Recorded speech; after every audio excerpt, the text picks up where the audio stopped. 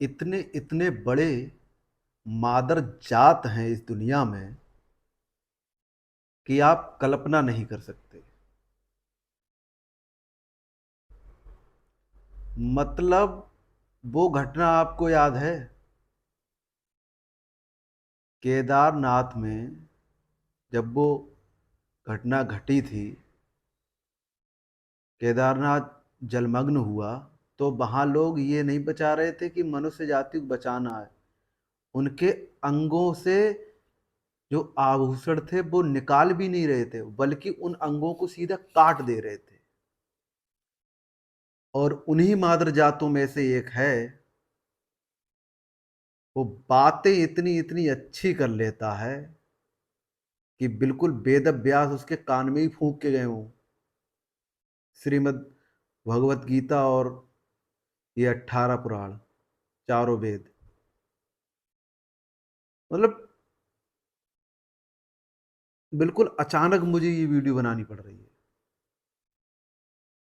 ज्ञान दे रहे हैं कि बड़े भाग मानुष तुन पावा, सुर दुर्लभ सद ग्रंथन गावा, साधन धान मोच कर द्वारा, पाही न जेहि पर लोक सवारा।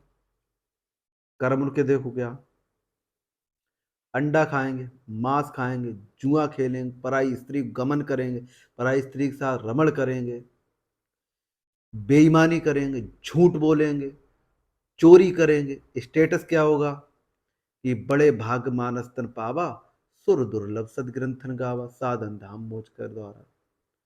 कि बड़े भाग से ये मानव शरीर मिला है, तन मिला है, बड़े भाग मानस तन पावा, सुर दुर्लभ सदग्रंथन गावा।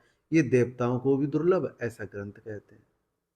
पाई न जेहि परलोक सवारा। इस पाकर को अगर आपने परलोक, यानी कि अगर अपना मोक्ष गमन नहीं किया, तो आपने क्या किया। ये स्टेटस है। और कार्य क्या है उसी व्यक्ति के, चुगली, चोरी, डकैती,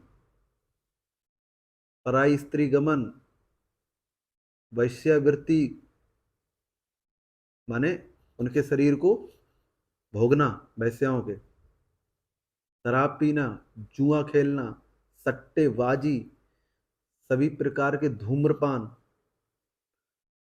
यार, बुद्धि बिल्कुल ना 360 एंगल पे घूम जाती है एकदम। कि मतलब आज आदमी का चेहरा कैसा है। मतलब तुम भगवान को धोखा दे रहे ना। तुम क्या कर रहे हो कि तुम भगवान को धोखा दे रहे हो कि देखो हम कितने अच्छे हैं। ठीक। फिर भगवान क्या करता है, तुम मंदिर में जाते हो, मस्जिद में जाते हो, गुरुद्वारे में जाते हो, चर्च में जाते हो, जितनी भी पद्धतियां हैं ईश्वर को पुकारने की, वो तुम सब लगा देते हो। और फिर ईश्वर तुम्हारी नहीं सुनता है। वो क्यों नहीं सुनता है? क्योंकि तुम ईश्वर की नहीं सुनते हो। जीवन में परेशानियां आना इसका मतलब ये नहीं है कि हम ईश्वर के विमुख हो जाएं। इस बात का कोई औचित्य नहीं है। किसके जीवन में परेशानियां नहीं आई, लेकिन ये दोहरे आचरण, ये दोगलापन, कहां तक गिरोगे तुम नालायकों,